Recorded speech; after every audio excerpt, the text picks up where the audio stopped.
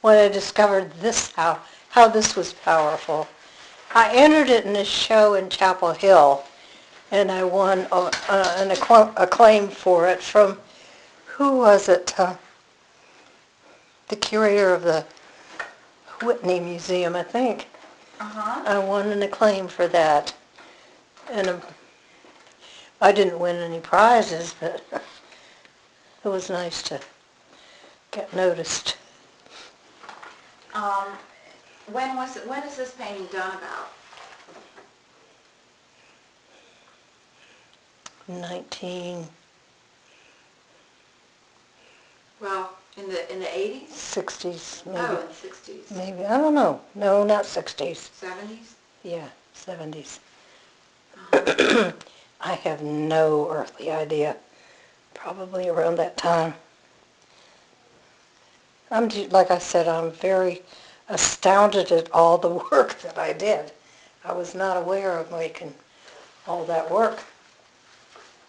I was I was held by it, captured by it, I guess. So the waves have been a continual subject. Right, yes. And at one point I did the full waves. I mean, it was not horizontal. It was like big squares. Mm-hmm. Are those the earliest? No, those are the latest. Okay. Okay. And I think one of the couples at the Green Hill bought at least one of them, maybe two of them, I can't remember. Shit, I wish I could remember names. But I just remember them coming up to me the last show and saying, hey, guess what? We just bought that other wave. And it's like, I didn't know who they were, but Okay, I can try and look that up. yeah.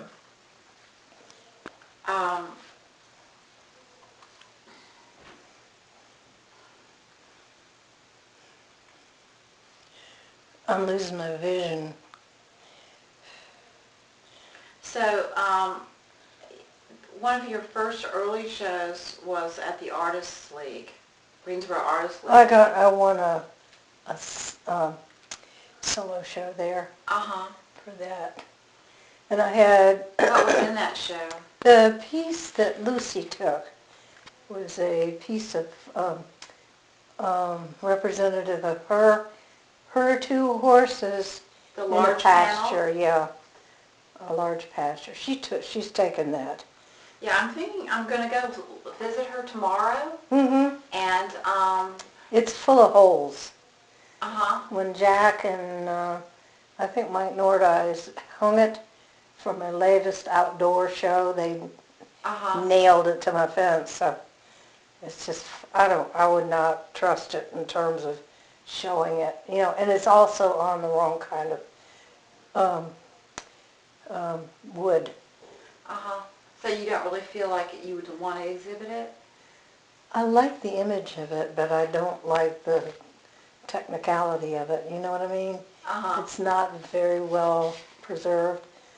Okay. It's not beautiful, I guess. It used to be beautiful. It used to be beautiful until Jack and Mike nailed it to my fence in my backyard. And there are holes all over in it now. But Lucy can tell you what she wants to do, whether she wants to show that or not. I mean, it's still as viable in terms of image, but it's not very presentable in terms of technicalities.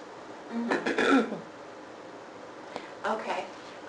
Because we may have a part of the gallery where it could be seen from very far away, like that would be through great. the window, into the atrium. That would be great. On those gray walls Yeah. that are very, they're very matte. So Mm-hmm.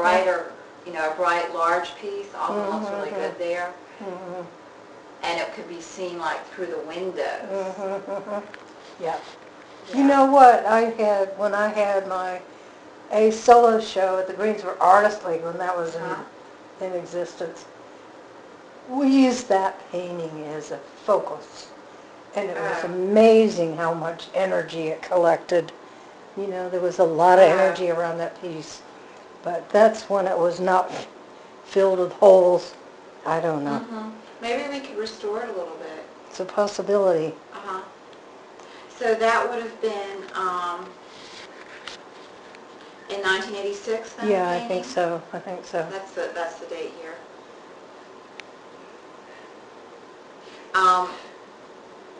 What else was in that exhibit at that Greensboro Artists League with the horses? More horses, because I was really into horses at that time. Lucy's horses primarily. Okay. And I'm trying to remember, I had one piece that I really liked and won a lot of, not acclaim, won acclaims from like Winston-Salem, the artists group over there, and it was, I can't remember what the name of it was. It was a series of horses, and it was hello and goodbye, kind of with a horse and Lucy. And first scene was an image of the horse, and then came Lucy and the horse, and then Lucy says goodbye to the horse. It was a nice piece, and I can't remember what I called that shit. Sorry. Who owns that? You know, I'm not sure. Okay. It was in Winston. Okay. I think somebody from Winston bought it. Or, no, I think that's who it was, because I had some pieces on the Guild at one point, guild.com. Have you ever heard of that organization? They're long gone, but, I mean, I think they're gone. I don't know if you'd find anything if you checked up online about them, but... Was a triptych kind of? Yeah. And 3 images. Morning, or what was it, morning? Did you do waves in your thesis show when you graduated? No, I hadn't. What was your thesis show My about? thesis show was interiors. Interiors? It's almost like, well, what it was a representation of how I felt inside. I mean, I'm thinking that now, but at the time I didn't know what I was doing, but it was just pieces that represented the way I felt about in and out, and a place to escape to, kind of. Does that make any sense? So. We have one, a couple of the ones that are like doorways Yes. leading inside. Are those Those smaller? are part of it. Those are part of the earlier ones? I think so. So, Yes, thesis show. I think, if that's... So that's like 85. Yeah. Doorways. There's one that Cindy has, a doorway, and there's one that... Joe has? Yeah, I think we have 2 doorways. Okay. And then we have an interior that your mother has in her kitchen. Yeah, no, that's... Very earlier maybe. That was the bird, right? Is that the bird? The bird, but then she has one in her kitchen, which is just a kitchen Kitchen. interior. Oh, yes. Yeah, that was part of the... Still life. Oh, that was a thesis. That was part of your part of the thesis show, yeah. Okay.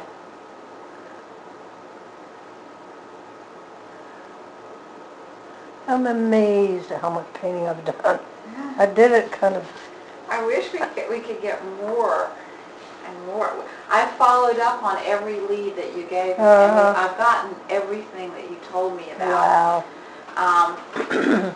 We do have a painting that just came up that we got a hold of. Who's that? And we bought. What was that? It is a zoo painting of a lot of monkeys together, and it's called Joel's Family? Enlightened.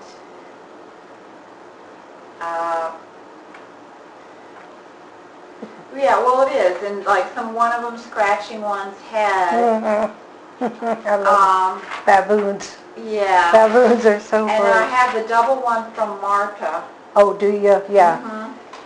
She's a sweetie pie. And you got the portrait from her friend? I'm not sure about what portrait that we have. It's with a lot of greenery around the head. I made one for her, too. For Marta? Yeah. With greenery around the Yeah. head? Yeah, Because she I was was in at a... her house and she didn't show it to me. She didn't show it to you. She's using it for publicity. Uh-huh. I'll ask her. I'll call her about that. Okay. Now, there's one that Marta has and one that Marta's friend has. Two Yeah, of them? yeah. With greenery around the head? I think so. The one was me, a self-portrait of me that I really liked, and I was surprised when somebody else wanted it too. And Marta wanted it? No, not Marta, her friend. Okay, Marta's friend. What's her name? Oh, God. Alicia? Not Alicia. I can't remember It's what not her... Ingrid. No. No. But is she She's South Colombian. American? Colombian also? too. Okay, Mhm. I'll ask her. Okay. I can get that. I think you can because she was excited about getting it, and I was surprised anybody wanted a portrait of me. Right. We have the two portraits, this large standing one and then the early one. I did take Joe's portrait, that early one of her in the sunglasses, and then I do like that one of Eric Eno as Monet. Yeah. So we'll have a whole group of portraits, yeah. different types of Right. portraits. I was hoping you'd have, I have one also of Jennifer, my college roommate, Jennifer Jones Otto. I think Jenny has it, as a matter of fact, and that they're the ones that's sending the Oh, so we'll get Enlightened that Mission. one. I don't know if you'll get that. I didn't mention that one. I mentioned the Enlightened Mission, which is the one that they have. I gave it to her. Well, this is what we have. We have Enlightened Mission 2. Is that monkeys? No. Enlightened Mission? Oh, that's a mission. It's a mission that mission.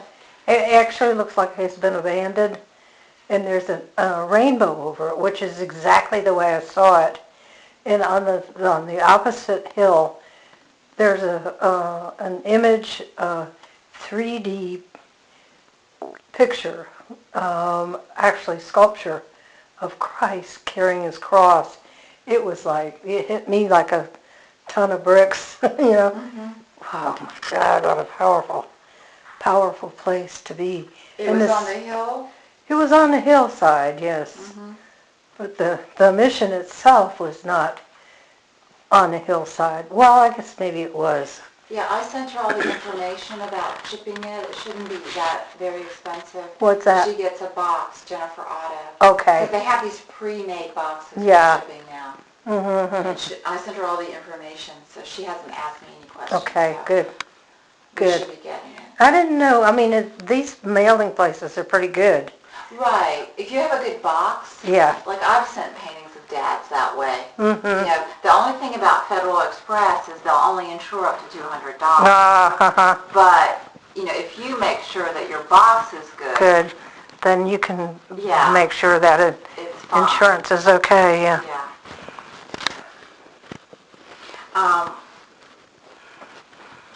Let's get back to some of your themes. So it's kind of good. I'm looking at your shows and thinking of when did certain things get in. Yeah, I was looking for time too and schedules. Right. So the wave themes. What show did you first show the waves? A long time ago in Chapel Hill at one of those, not Artist League, but it was I can't remember which organization it was. Oh, okay. But I won an award for it from the curator for the Whitney on that year. And I don't know if it was that painting or what, but it was one like that, very similar to that one. Was that before you started showing at Summerhill? You know, I'm not sure. About the same time? Summerhill's a lost cause for me. I don't know. He's not very, very friendly. And he got pissed when I came to pick up all my work because he wasn't selling any of it. And so I sold it in my backyard instead. Snapped up in a hurry. left to be whole. Should I turn the light on? That light is not very bright, but at least it'll give us some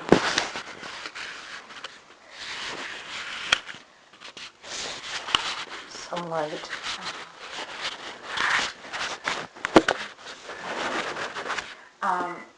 Then we've gotten quite a few works from the zoo series. And did you hear that there's a whole group of artists that have been going to the North Carolina Zoo this summer? Painting the zoo? Yeah, painting the zoo. Like Roy Neidhart. Oh, no. And from the Artery. Wow. David from the Thomas. Artery. They've all been going. So I was thinking about doing maybe in the store a whole group of those. A whole series of those images. Like, you know. And then, you know, during the programs, I just want to give you this list of the programs we're doing during your exhibition. Mary Young is going to do a program in conjunction with the, right here, in conjunction with the Natural Science Center. Oh, yeah. She's going to bring the kids from ArtQuest, and they're going to do plein air painting of the animals. Oh, yeah. And they're calling it That's ArtQuest at the Zoo. That sounds great. Yeah, so that's going to go on. And then we're going to do also First Friday during your exhibition. And we're going to have the Nutbush Ramblers, that's Mary's husband's group, Jim's group. Oh, yes. With Buckner, isn't it? Keith is plays in it. He plays the banjo. And photographer. Tim Barkley. And Tim Barkley. Yeah, they're going to be playing for that First Friday. I love that. If you want to come back for that. That's the First Friday in November. Okay. So that'll be near that. Okay. So that you'll have the opening in October, and then that evening will be a First Friday evening in November. We're doing the zoo visit with Mary, and I'm going to be giving a curator's tour on another day. Thanks for all that you've done. Edie, I wish I were a little bit more energetic, but I don't have much energy. Worry about it. Yeah, but I'm so glad it's a retrospective. I don't think I could paint another painting. I just can't see anymore. And I don't know if that's lupus or what, but... Do you want to look at these images, Linda, and see if there's... This isn't by any means definitive. These are just ideas for the catalog. What we are thinking of, well, this is just the list of the programs. I'll leave it with you. It's not really that large, but the opening reception, the curator's tour, October 21st, First Friday, November 6th, Nutbush Ramblers, and then ArtQuest at the Zoo is October 17th. And there's 2 different sessions. It's all day. Great. So this is this. Those kids will have a great time. Yeah. And we'll exhibit them in ArtQuest. Because we have a gallery connection. Yeah. So we'll do a connection with the zoo. And then hopefully I can get those guys, those painters too.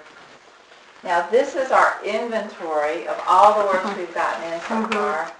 You know, some of them are pretty small, but let me just tell you how many it is. And the total, we have 83 works so far. A lot. Is that a lot? Well, 83, but a lot of them are smaller. Yeah. Yeah, I did a lot of small kind of studies of baboons and monkeys and stuff. And Sabrina has my favorite box. I don't know if she's going to be able to send that or not, but it's a box of baboons. I loved it. I love it, but I don't know. I don't know where she's going to be. She's still in Pakistan. Now, when you say enlightened cactus, or enlighten something else, does that have to do with this enlightened mission? Yeah. Is it referring to this painting? It's referring to the light. To the light? To the light, that term enlightened. Right. Can you talk a little bit more about your use Enlighten, of light? well, I guess in my Refers to the physical light and also a kind of feeling about light. feeling about light. Yeah, it's taken off from Bernard Mm-hmm. and his warm, cool contrasts and how he made them glow and how, he took a yellow and a light blue and put them together and they glowed. I mean, it's just, and to me it was magic at the time. And that's what turned me on about color. But, and I just learned about Bernard when I was in graduate school in California. I really never really paid much attention to him. But I was in graduate school there what year was it?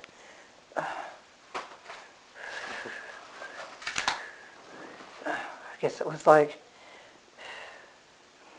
85, 86, something like that. Okay. That was a magic place to go anyway, Have you ever been to California? Mm-hmm. Been to that. I was at Scripps and Pomona. Mm-hmm.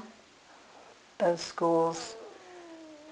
And it was Dad went to Chenard for a while. Nard. I don't know where that is. That's in California. Is it? He went to Stanford Okay. as an undergraduate. Yeah, okay, that's why. Yeah. I don't know about Chenard. It was more of a professional art school, I think. I'm sure if he was studying art history, Yeah. that's where he would be. And that's interesting that you said that because there's Kate Worm, Yeah.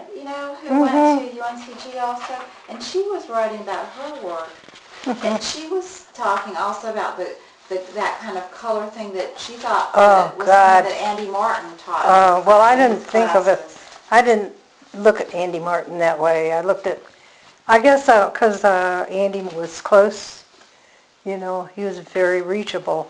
Right. But Bernard was the one who opened the magic to me. Who opened the magic? Yes. Okay. He was like, he had all the secrets of color that I wanted. Uh-huh. The warm and cool. Those bathtub series were just incredible. Okay. You know which ones I mean? Mm-hmm. Oh, God, it was just like dying and going to heaven. Oh, when I went to Europe, I ended up at the Pompidou and ended up in a room that had a Matisse, a Bernard, and who else? I can't remember who else, but it was like, my God, I'm in heaven. Uh-huh. It was like those colors were just absolutely gorgeous. Uh-huh. So you feel that you don't have to only have warm colors and cool colors. It's the combinations. It's the opposing colors. If you have a cool blue and a warm yellow, you're going to get a magic. If you put them together, it's going to glow in a way that no other colors would ever glow, I don't think, because it's just part of color science. And I've noticed that it's not that I don't think, would you describe your painting as loose? I don't think it really ever gets loose in the way that, say, an Andy Martin does. Oh, right. In some ways. Right. But it's more, when you say that you feel that in your mature work that you were really expressing yourself and you were kind of being more forceful and kind of not experimental, but just going further with it. Yeah. Than in your earlier work. Well, it's just that I discovered Bernard. And he opened it. He opened the whole idea of color. To me, I was into color, but I wasn't into color like he was into color. He was into warm, cool, just really minimal relationships that just glowed. I mean, his work just glows for me. And I'll always love Pierre Bonnard because of that. It's like, and then, of course, I looked at it and I thought, how can I use that for my work? And I started using the yellow and the blue and the colors that glow together. Complementary colors, I guess. That's what you call them. So the difference, say, between that Statesfield landscape, that's an early landscape that your mother owns, and then your later landscapes, is the color. Is the color and the experience of looking at Bernard. Exactly. I mean, did you see that painting that Jack and I painted together? Yes. I like it. That was so much fun. We're had such have that one. Yeah. Yeah. I just wasn't sure if that was kosher. No. It's not by me. Totally. Because I reached a place where I couldn't go any further, and so I always call Jack and say, "Help!" And Jack is a dear. He is a wonderful, wonderful person. Can you? So we were thinking for the catalog that we would like to have on the cover Cindy's peaches. One of them. We have two of them. Cindy's white peaches. Oh, okay. For the cover. And I just think that we're going to have a full cover, full color catalog. So having the cover will be beautiful, and we might crop it, and we'll have your name. Oh, okay. But this is it's a very Bernard-esque scene in a way. That's before I met Bernard, I think. But it's still appropriate because it's like that's everything I learned. Everything I learned from him, basically, which is not what I was trying to do, which was it just happened. Now, of the waves, are there any of these you would like? Is that one you like? That's beautiful, yeah. This is a square. It's a pretty square one, 26 by 26, 2002. It's a late one. Yeah, right. With it kind of pouring out at you. Yeah, right. It's great. I love that one. Okay. The blue one. And then we're thinking of the aquarium. The fish, yeah. The fish. Tommy has those. Yep. There's this one. This is a small one. I'm thinking maybe not. What? Well, this is also square. This is called Sunlit Strip. Barbara Hughes owns it. Oh, okay. Sunlight Strip. Sunlit Strip. It's a very beautiful one when you see it. Maybe we'll think about this one. Okay. This is the one that we have. Oh, with the ducks. With the ducks. I think this is a beautiful one. You know who has that? Yeah, Rebecca. I don't know how she and I are not on speaking terms. I know, we're having a hard time dealing with it, too. But I think the painting really needs to be in the exhibition, just because it's a beautiful painting. It is a nice painting. I always liked that painting. That was one of the early ones, too. She bought it for her place of business, her salon. Then this is one of the interiors. This is 84. I like the interiors. It says something about me and my insides. That so you'd like to have one of those? Yeah. Well, wherever. I don't care where it appears, but of the self-portraits, you like that one? This one. Or do you like the one that Martha's friend? I like that one too. I like that one very much because it has greenery around it. It's like me in the garden, sort of. This one is a little bit severe. Yeah, and there's one that I made for Marta. Did she tell you about that one? She's using it for publicity and all her advertisements and stuff.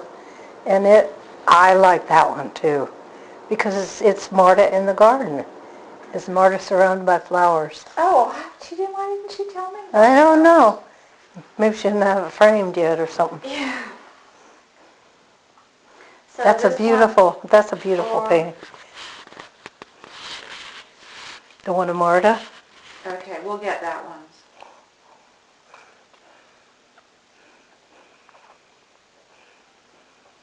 Or Marta in the garden. Now, that's in Cartagena, the garden. okay. It's her mama's garden. The one of Marta, anyway.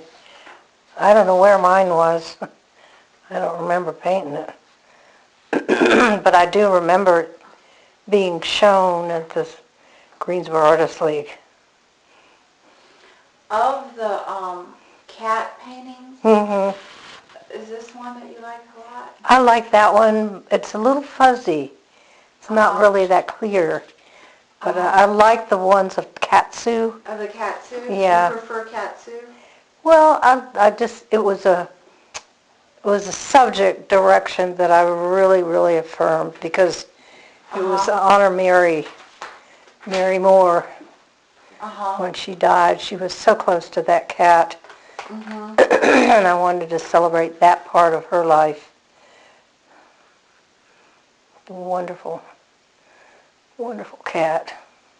And Tommy loved it too. He talked about having sex with Mary once and having the cat sit on their shoulders at the same time.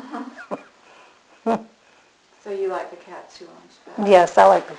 There are a lot of Katsu paintings. I'm not sure how many you have. And what about this one of Salento and by your mother? Yeah, that's a nice one. That's a nice one, yeah. That is absolutely true. Okay. That is like, and my niece, Sabrina, the one who reports for the New York Times, was just in Sicily, but at a place called Taormina. Have you ever heard of that? Taormina is the place for the rich people to relax and enjoy life. So are there other representative series? Like, is there another zoo painting you would prefer to have and reproduce in the catalog? The one that I really liked is the box of baboons. But I don't know. I think Sabrina has it in Istanbul, so I'm not sure that's a possibility. Depends on how quickly she can get it over here, I guess. I love that one. Okay. It's just very dramatic. And I just don't think I want any of the NASCAR things in there. Okay. I just don't feel good about them. They were fun while I was doing them, but they're not me. Okay. Okay. And you would like the canyon? Yes. How do you spell the title of the canyon? Antelope. It's like antelope. Okay. Antelope. Sabrina. Huh? Sabrina has it, yeah. You know what? That painting really speaks to me because my sister and I were there, but 6 weeks later, a tour group from Germany was in that canyon at the same place, and they got washed into the lake below. So Is that in the 80s? no, it was when was it? But it was like so. I mean, it was like. Is it the 90s? Early 90s? Yeah. I think just very much upset me the fact that where we came to the end of that path underneath the ground, and it was called Dead Man's Hole, and it really was a dead man's hole. I just took the title lightly when I was there, but oh God, whew, poor people.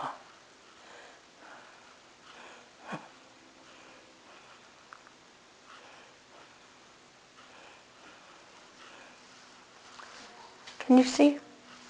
I can turn the light on. I'm okay. Are you sure?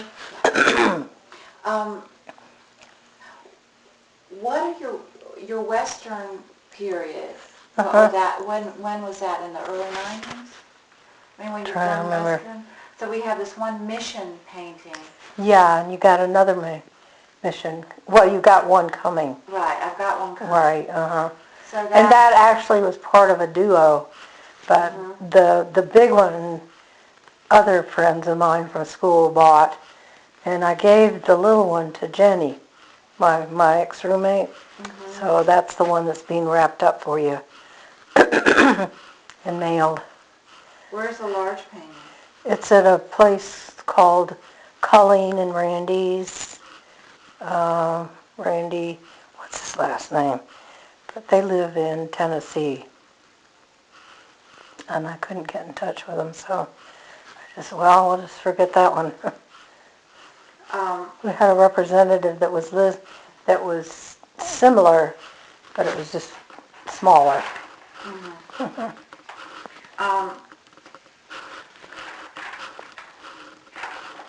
What is the name of the town where it is? What? At the Enlightened Mission? The name of Abiquiu. Abiquiu? Yeah, it's in Abiquiu. How do you spell that? Abiquiui. That's where George O'Keeffe was, you know? Oh, okay. Abiquiu.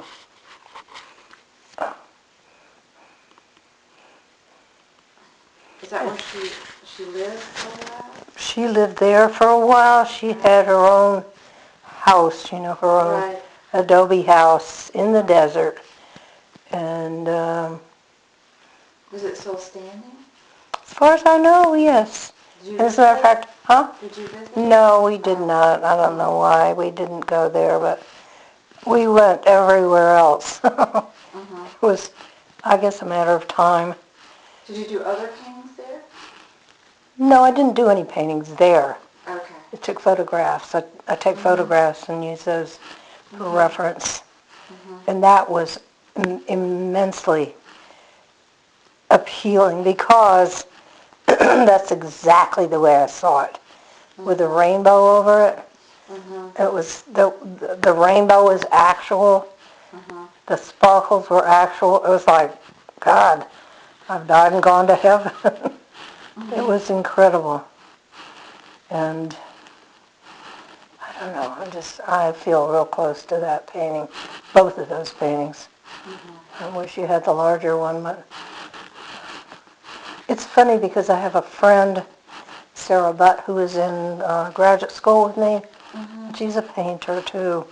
She hasn't ended up being a painter, but she started out being a painter, and what she did was something very much like Morandi. You know, her style and her subject matter was very much like Morandi. But she came in when I was painting both of those paintings, those enlightened and what do you call it? Enlightened Mission, Enchanted Mission. I guess that's what it was. And I just was trying to replicate what I had learned from the retablos in the Southwest. And because of the writing, what do you need? Oh, you want that? Yeah, it's too bad. Sorry. It's okay. And it was just incredible. But, I saw that, you know. I saw those pieces.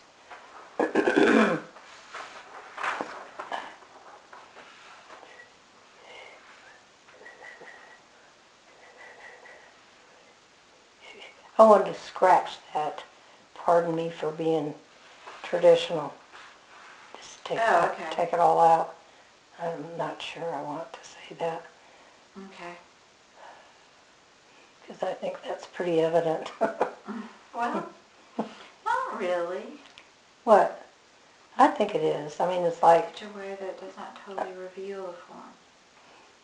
In other words, you want the paint to correspond to this combination of substance and light. It's not, in other words, you're not just recreating the object itself. You No. want to recreate the experience of Of seeing, seeing.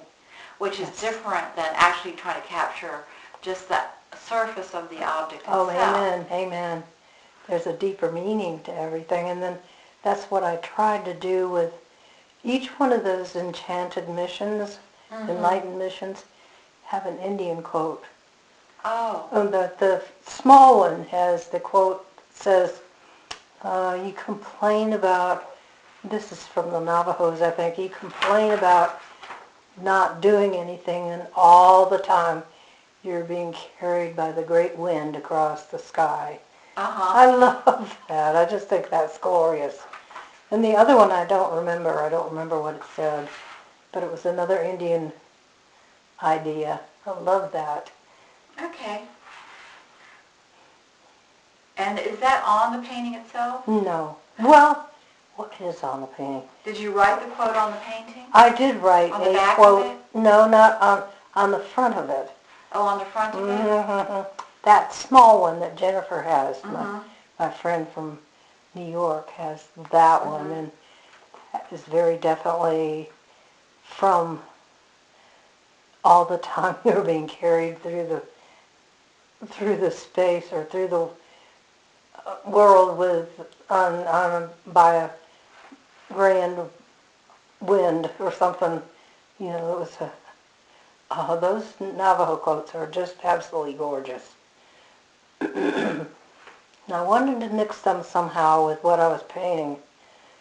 And I found two that worked. And I kept looking for others, and they just didn't work. So I didn't use it anymore. And that corresponded to the series that was done in New Mexico? Yes. Yeah. Yes. Okay. That rainbow over the mission, and that plaster statue of Jesus Christ carrying the cross on the other hill. I was like, God, where are we? We have stumbled into something really magic and really spiritual. Yeah, I was there. My niece Sabrina was there. Cindy, my sister, was there. I can't remember who else. Oh, a friend of Cindy's, a French woman from Paris, Danielle Jus, was there too. And so, I don't know, that was just a magic experience. I've never had something like that happen that I could very tangibly report. Can you talk to me a little bit, kind of switching subjects, about the zoo paintings? And did you do those over a period of years? Yes, I did. I started when I had finished my graduate studies and painted my thesis show. The paintings were all interiors and going from one space to another, and there was always an escape window or opening or something like that. And I all of a sudden lost steam with those. I tried to paint the same kind of subject matter, and it didn't work. And so I was very discouraged and very upset, very despondent because I couldn't make it work. And then I thought, well, here's this group, let's go to the zoo. And it was my sister and her now husband, Levon, and another person, Bill Broom, I think, went with us, and went to the zoo, and it's like, wow, I hadn't ever thought of this before. So that's where that came from. I just was entranced by those animals. The best part about animals that they go. Was it at the beginning of the North Carolina Zoo when they had first? Right. Yeah. Basically, opened it? yeah. Yeah. Yeah, it was wonderful. And it still is wonderful, but it's not quite as magical as it was. I mean, that's you all the exhibit the paintings at the zoo? Yes, I did. I've tried to enter a couple of those shows. I don't know, the people there were interested in something that would sell, I guess. I don't know. And they didn't want snot coming out of the rhinoceros's nose or something. I don't know what they didn't want. So you didn't exhibit them there? I did. Oh, you did? I did exhibit them, but they didn't last. They Uh-huh. weren't there for a very long time, and Uh-huh. I don't know.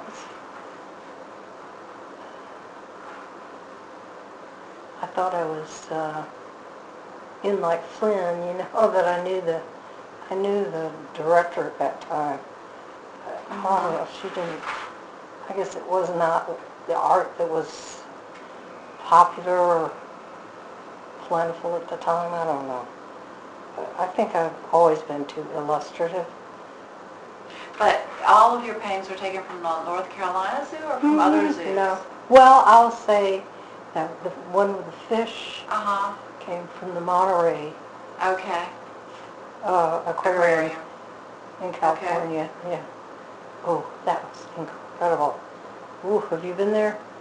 I think when I was little, I can't remember it now. There's supposed to be a wonderful one in Atlanta now. Oh, really? One of those ones that you can go inside. Oh. It's supposed to be beautiful. They just opened it. Wow. I love that because it was like, there were the fish, just a little piece of glass that separated them from you, you know, so you could kind of look at them face to face. Oh, they were great. I love those fish. And I love the way they turned out in my paintings. And then all the goldfish are from Diane Peck. Do you know Diane? She's an acupuncturist here in town, and I traded a painting for some treatments, acupuncture treatments. Okay. She has a wonderful goldfish pond in her backyard. Okay. She and her husband, Tracy Peck, both. Well, we have we had some works on paper that we are having framed. But does she own other works of her goldfish? Diane Peck? I don't think so. I don't think she does. She doesn't own your work? I don't think so. Okay. Except for that one that we traded. Is it a good one? I thought it was pretty good. Well, it's the one she chose. Okay. So I'll just leave it to you to Okay. pursue that another job. No, I like Diane immensely. But I just quit going because I didn't feel much relief from acupuncture. I don't know if it would have been different with Tracy or not, but... Well, are you attracted to the animal subjects because of, well, the color, obviously, but also with this kind of this humor? I mean, there's a lot of humor in Yeah, there's a lot of too. humor, yeah. I like that part of it. I mean, what I like most of all about animals is that you can paint the hell out of them and they don't care. Right. They don't respond by saying, that doesn't look like me. I like that part. I like that I can be inventive. Although I'm not really inventive, it's very true to the actual form that I paint. Right. So I want people to know what it is. Like that rhinoceros, that was fun. That was fun because it was like dirt. Dirt and mud and bubbles and everything you wouldn't expect to be good in a painting. So it can surprise you. Do you find that you plan your composition or you like to let it evolve? That's something my father always struggled with, you know, because he, on one hand, he's a realist, you know. Right, all his flowers he did. But he liked to have this kind of sense that the composition could grow as he painted. Right. No, I plan it out completely. No, I really believe in that too. That, you know, because I am not in charge when I'm painting. You know, it's not coming from me. You know, I want to do this rhinoceros, but then you let him kind of show you the way. I mean, when you start to look and then you see more and more things that you weren't thinking of at the beginning. Amen. Is that the way it kind of happens? Yeah, kind of, Well, I never, ever, ever would have expected to see that enchanted mission. I mean, that was a total surprise. And we were at a place that had been what we thought was closed down. We went behind the initial Visitor city. place. Yeah. No, it wasn't even a visitor place. It was just an open, Village? yeah, open village, which was not even inhabited. We didn't even Right. see anybody there. And then all of a sudden to drive back behind the village And come and across. see that scene, which was, you know, a message from God, it had to be, was not anything that we would have connected or we would have contrived. You know, it wasn't in my thoughts, but it was amazing that it happened exactly when it did. It was just a moment of pure inspiration and luck. You know, it was. I'll never forget it. It's like being shown heaven before its time.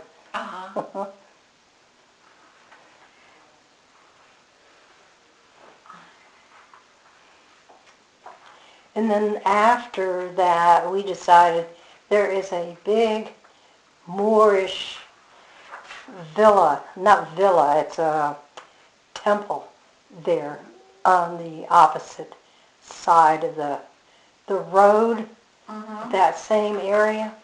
And what we did was decide we wanted to go up on top and see from that particular area if we could see what we were looking at from the ground, you know, and we never did see what we wanted to see, but we got out and we climbed the hill there. Sabrina got all the way up to the top. It was like, oh, so beautiful.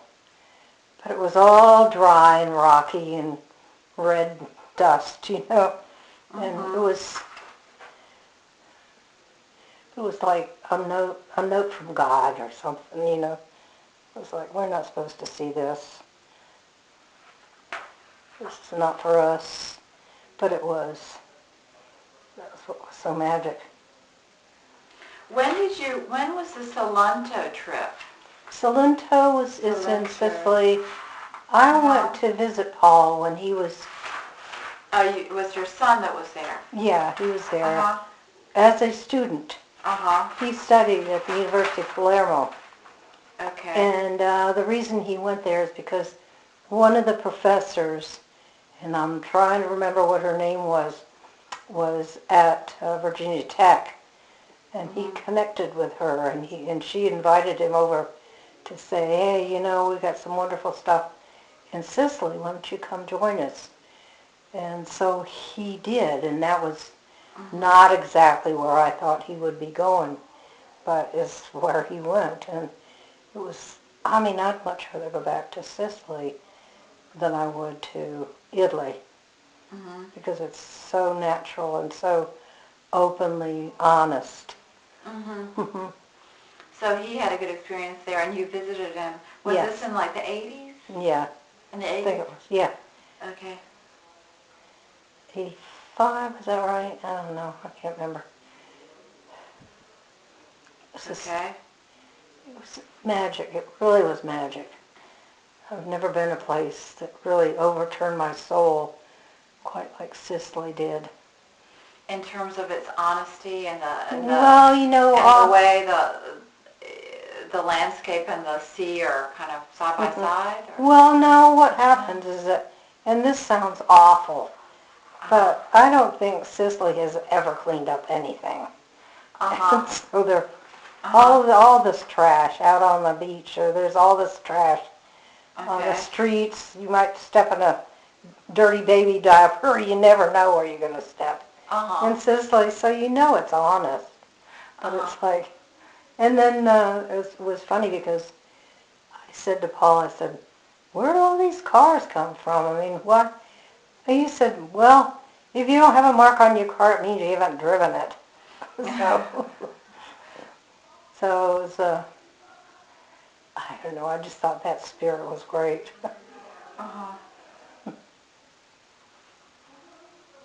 And when we went with his professor, I was going to get some Strega to take back to a friend of mine, and so we went into the city. Well, she couldn't find a place to park She wanted the little pandas, you know, and she couldn't find a place to park, so she just pulled up on the sidewalk and parked there. Right, the way people drive. Yeah. Oh, yes. I love that. That freedom. Uh-huh. Do you want, what's your approach to landscape as opposed to, say, I mean, is it Bottles. similar? Bottles and stuff. Uh-huh, as opposed Morandi. to... Uh-huh. I love Morandi. Uh-huh. I like what he did, but... With,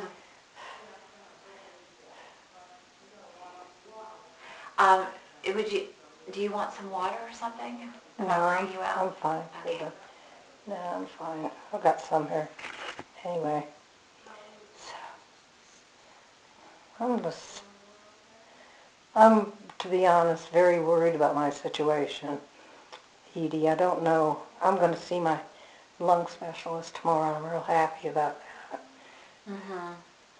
I just don't know. I have a condition called pulmonary fibrosis, and I made the mistake of reading all the information on the web, and I've got myself created into, you know, almost on my last legs.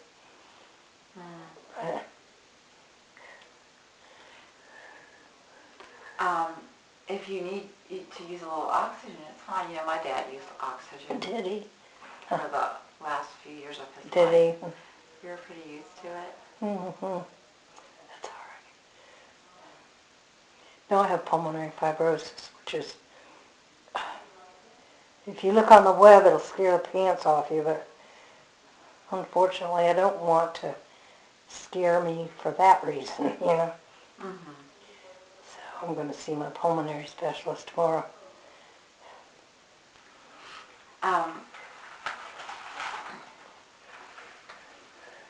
Well, I think you don't, I mean, are there parts of this that you would like to have? I mean, we can have the artist statement. Usually we have the artist statement in, you know, in the book, in the sign-in book. Right. Do you want to have this thank you, we can have an abridged artist statement in the catalog. Yeah, that sounds good. Whatever. I mean, it's like, I like what I wrote there, but I think it was wordy, and some of it was unnecessary. The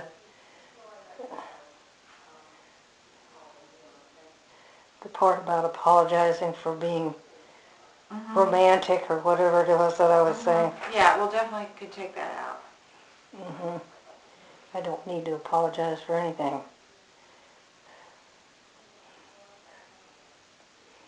No, but I don't know if you know a painter or an artist named Robert, what's his last name?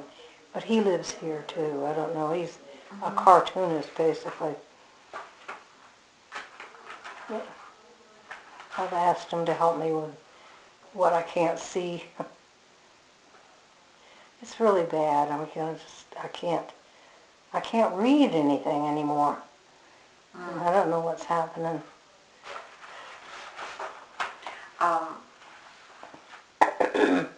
Lupus is what's happening.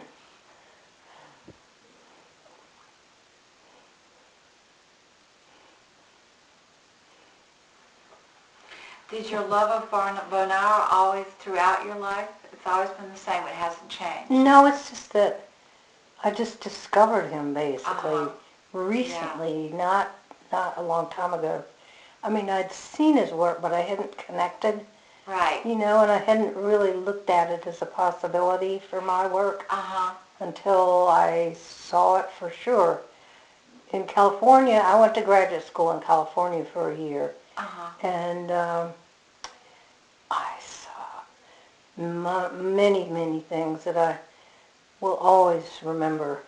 And Bernard was one of them. And I don't know, just the way he managed his warms and cools and darks and lights. And it was a magician's work for me.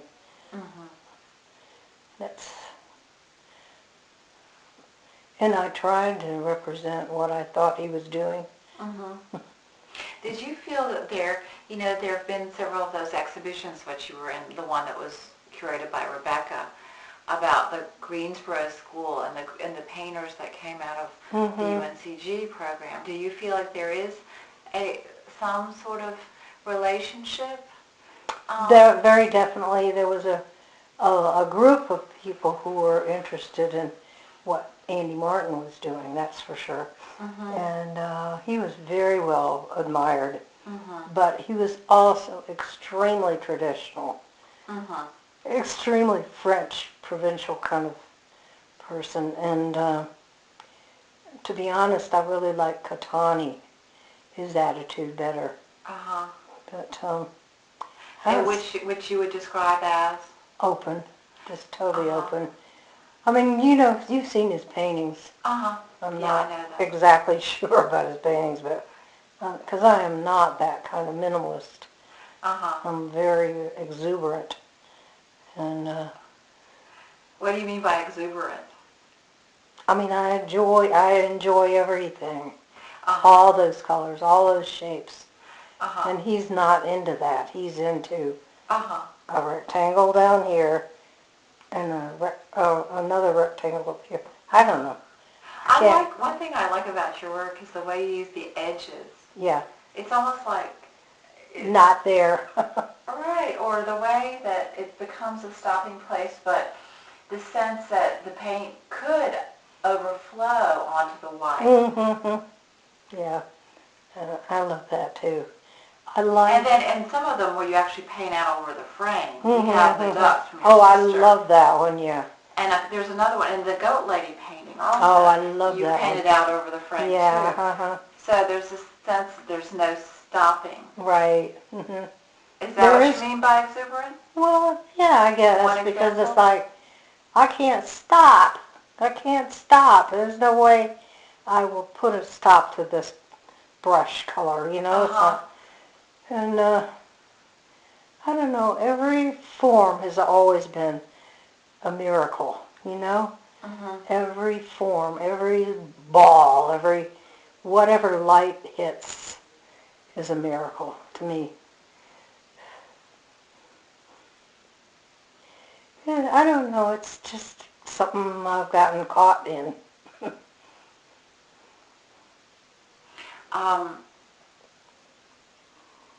So that attachment, in other words, what you're talking about a little bit is your attachment to the physical world of the senses. Oh, yes. And that's the traditional world. Well, or, I mean, my father always used to speak about it as being something so, you know, compared to the absolute, you know, emptiness of space, the variety of form and light and color and, you know, and texture is something that is really quite extraordinary. It's not incredible. Traditional. You know, the majority of the universe is really all the same compared to Earth. I don't know, have you ever seen that book called, is it Chaos or something like that? My sister lives right down the street in Massachusetts from a guy named John Briggs, who has written a number of books on the whole idea of chaos and how chaos makes its own forms. You know, like, I love John for that. He's also a photographer and he photographs everything. I mean, very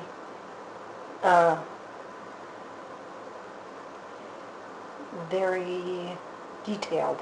I mean, it's like Ansel Adams or something in color. Beautiful stuff. And he and my sister worked together before on books because he did a series of books on, what was it on?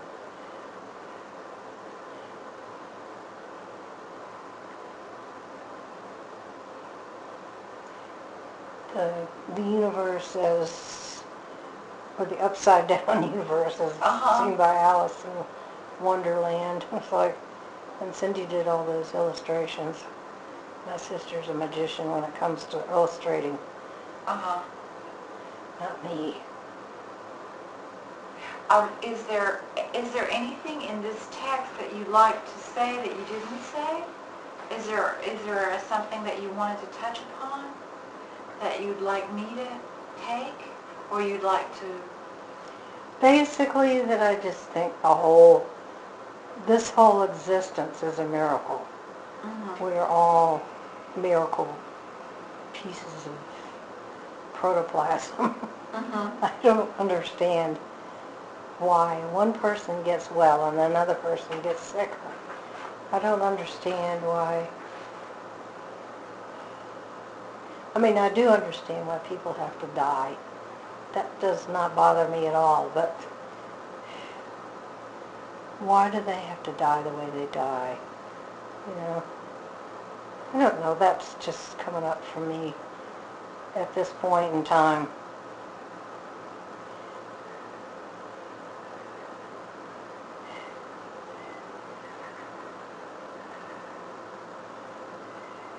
Can't imagine closing my eyes forever. And that's what I think about a lot here. It's a place to die.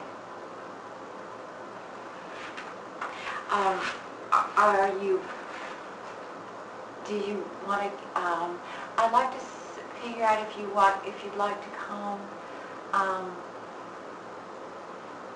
Well, we're going to be installing the exhibition around the 25th. Yeah. And what's interesting is you talking about your early work, you know, the Elizabeth Matheson exhibition that's going to be beside yours is all interior. So it's all doorways and lights coming in through windows. Yeah. These old houses in North Carolina. And she's done this one, it's called Shell Castle. Another one, Seton. And it's just interesting that we have those interiors of yours too, and that's where you say you began, that's but then you went on to do all these other different subjects. Right, that was like the beginning of what I did after graduate school. It's But do you know what happened?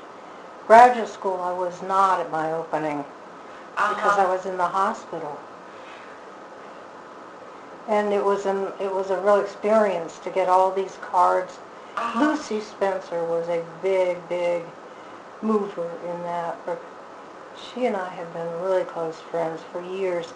She and I and Jack Stratton. And Lucy just, I don't know, she took over where I could not physically take over. So I really thank her for all that work that she did, because I was not aware of it. I was in the hospital.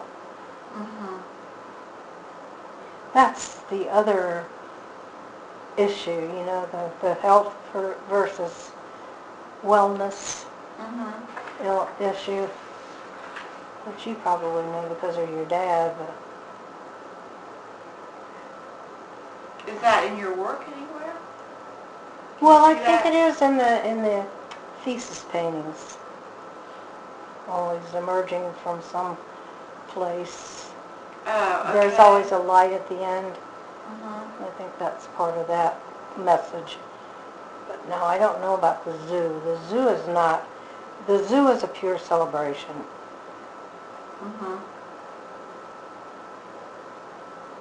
And I was working with Joe Rowland at the time. It's like,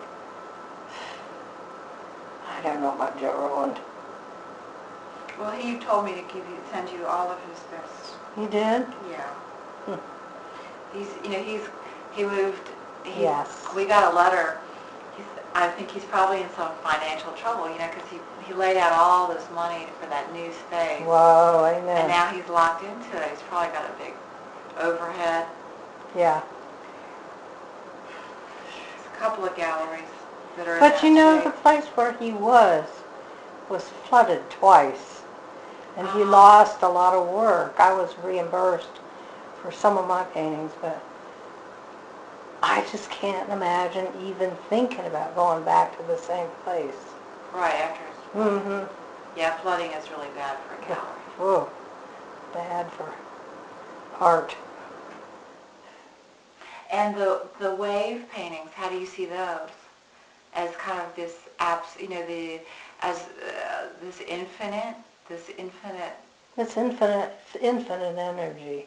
Uh-huh. And they're about as abstract as you get. Amen. Yeah, in and your work, in your themes and repertoire. Right. And the big square ones are probably the most abstract.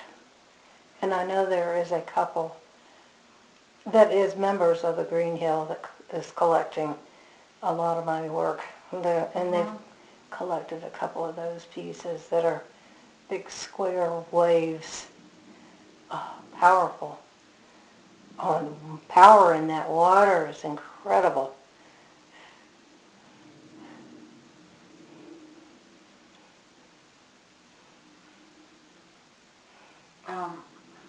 Jim Barnhill's going to be picking me up. Did you? Oh, yeah. I know him. I know about him. I don't think I've ever talked to him.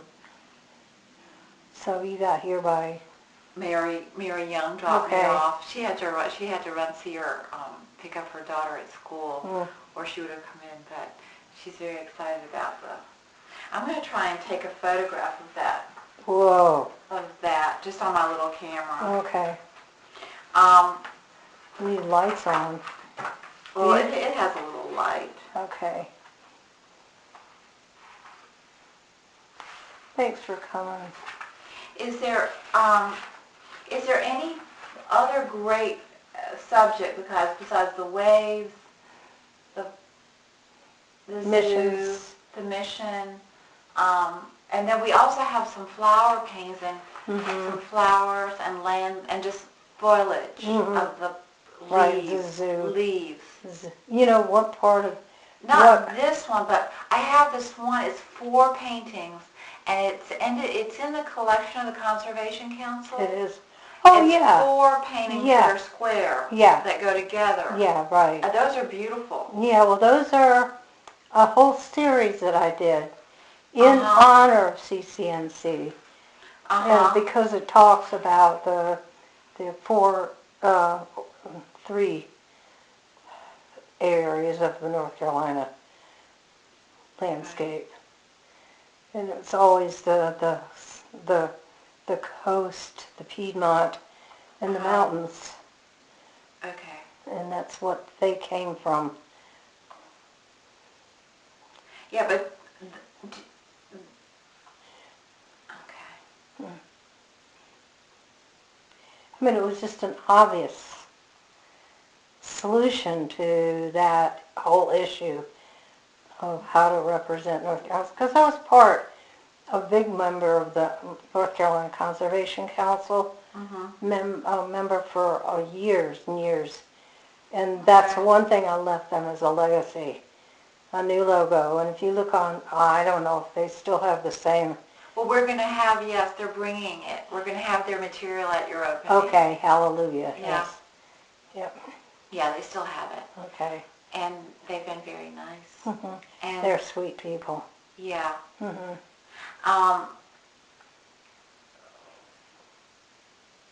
The plant paintings are also part of the zoo? Well, it depends on which ones. Okay. I have one little angel that was Cindy's, or that's Joe's. Could be. She wanted it in the show. She's something else. Yeah. Yeah, I want that one in the show because I own it. Well, we don't have to put it in the show. I mean, it's a small one. I don't know. What is it? It's a little angel. It's just, to me, it's different because it's a... It's a different kind of subject matter. Right. We might leave it out. Okay. It wouldn't hurt my feelings. It might hurt hers, but I don't think she's hurtable. Okay. Can you see what Did you're you ever doing? do real flower still lifes? What's that? Real flower still life? Yeah, I did. But not a lot. Not a lot. It was not what I wanted to represent what I saw in Nolde. In Nolde, and there were a lot of impressionists who did flowers, Uh-huh. and I liked those. But I did not want to get into detail. It's not where I wanted to be. So about as detailed as I ever got was with those enlightened visions. Uh-huh. And the fruits, though, you've done still life. You prefer really a fruit on a dish, or we have this one with three apples together, or Yeah, pears. 3 pears. Yeah, that's from Jane. Uh-huh. Jane Gutsel. Uh-huh. I don't know why they chose that one. To me, it's the least exciting of all of them, but still, Uh-huh. you know, You don't like it? not exactly sure. Mm-hmm. I mean, because I did it, I like it, but it's like, still, it's not my best